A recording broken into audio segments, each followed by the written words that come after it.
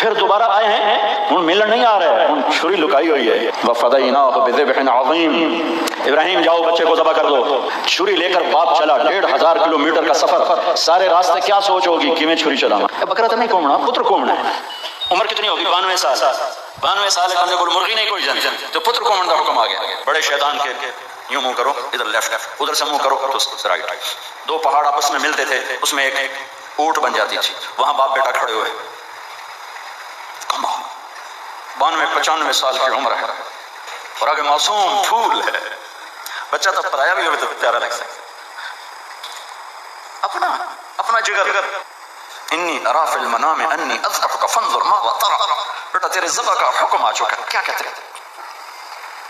تو آگے بیٹا کہتا تسی خواب دیکھا، میرا کی قصور کہ میں نے خواب دیکھا تجھے ذبح کرتا ہوں۔ تو آگے اسماعیل کہتے ہیں ابا میرا کیا قصور ہے، خواب تو آپ نے دیکھا ہے، میں تو آپ کی اکیلی اولاد، مجھے کیوں ذبح کرتے؟